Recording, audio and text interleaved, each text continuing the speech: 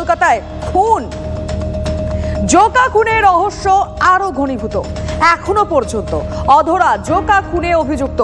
আধার কার্ডে ছবি কারচুপি করে পুলিশের চোখে ধুলো দেওয়ার চেষ্টা অভিযুক্তের। আধার কার্ডে মৃত ছায়া সর্দারের স্বামীর নাম কার্তিক দাস থাকলেও ছবি কারচুপি করা হয়েছে বলে অভিযোগ। জোকা খুন রহস্যে এখন অব্দি কি তথ্য সামনে এলো? এখনো পর্যন্ত অভিযুক্ত অধরা। আধার কার্ডের ছবি কারচুপি হয়েছে পুলিশের চোখে ধুলো দেওয়ার জন্য। এখনো অবধি পুলিশ তদন্তে কত কিছু কি জানতে পেরেছে সবটা ডিটেল জানবো।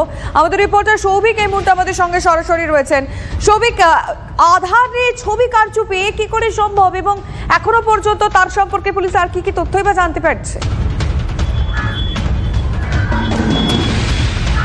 দেখো, তোমাকে জানিয়ে রাখি, জোকা ডায়মন্ড পার্কে গতকালকের যে ঘটনাটি ঘটে, যে মহিলার দেহ উদ্ধার হয়, সেই দেহ উদ্ধার করতে গিয়ে পুলিশ যে আধার কার্ডটি পেয়েছিল, মূলত এই মহিলা এক ব্যক্তিকে নিয়ে এসেছিলেন স্বামীর পরিচয় দিয়ে। সেখানে ভাড়া হিসেবে থাকেন। 17 তারিখ তিনি আসেন।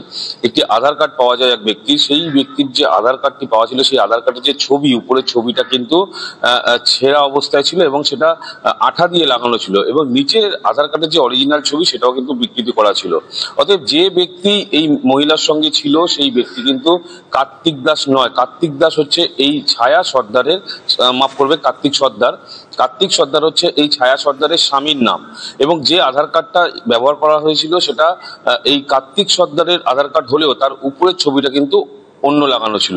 এবং এখনো পর্যন্ত কিন্তু পুলিশের তরফ থেকে কাউকে এখনো অ্যারেস্ট করা হয়নি, যদিও গোটা ঘটনা তদন্ত করে দেখছে। প্রথম দিকে কিন্তু যখন এই ঘটনা ঘটে, পুলিশ গিয়ে কিন্তু এই মহিলার নামটুকুও প্রথম অবস্থায় উদ্ধার করতে পারছিল না। পরবর্তীকালে পুলিশ উদ্ধার করে। তার নাম হচ্ছে ছায়া সর্দার এবং বাড়ির মালিককে জিজ্ঞাসাবাদ, পাশাপাশি ছায়া সর্দারের পরিবারের লোকজনকে জিজ্ঞাসাবাদ। এবং কালকের ঘটনাস্থলে যখন ছায়া সর্দারের বাবা ছায়া সর্দারের বাবার সঙ্গে তো কথা বলেছিলে, আমাদের কাছে সেই বক্তব্য রয়েছে, আমরা শোনাবো কি বলেছেন তিনি। কবে থেকে এখানে এসেছিল? বয়স কত? ওটা ওর মা বলতে হবে। কার্তিক হচ্ছে আমার জামাই। ছায়ার কি জামাই কার্তিকের সঙ্গে বিয়ে হয়েছিল? এই ঘটনা শোনার পর থেকেই এলাকার মানুষজন তারা আতঙ্কে রয়েছেন। কি বলছেন তারা, শুনবো। আতঙ্ক তো লাগছে এখন শুনে, কারণ আগে কোনোদিন আমরা এখানে শুনিনি যে এইরকম ঘটনা ঘটছে। তো প্রচুর এখন ফ্ল্যাট হয়েছে, প্রচুর ভাড়াটে আসছে, তো এখন কোনো ট্রেস থাকে না কে কোথা থেকে আসছে না আসছে। তো আতঙ্কিত সকলে। আজকে আমার মিসেস বলছিল ছেলে আমার রাত্রিবেলা আসে, ভিতর হয়ে গেছে। কিন্তু এই দুজনকে যারা নিয়ে এসেছিলেন ভাড়াটে হিসেবে, তিনি কি বলেছেন একবার শুনবো। আপনি মহিলাকে কবে নিয়ে এসেছিলেন এখানে? 17 তারিখে। আমি স্ত্রী করি, ওখানে আসছে, ওরা বলছে ঘর কোথাও খালি আছে।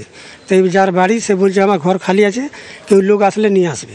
তো নিয়ে আসলে যোগাযোগ করে দিয়েছি। ওনারা আধার কার্ড কাকা নিয়ে উনকে চাবি দিয়ে বলে থাকো। মহিলা কি একাই এসেছিলেন? না, ওই স্বামী স্ত্রী বলছে আমার বর আছে। ও বললো আমি একাই, আমার বর থাকবে, আমি आया কাজ করি। बस इतना ही हम जानता और कुछ नहीं जानता। सुबह में वो बाड़ी वाला बुलाया, बोला जी इसमें क्या क्या हुआ, थोड़ा आकर देखो तो खून गिरा है।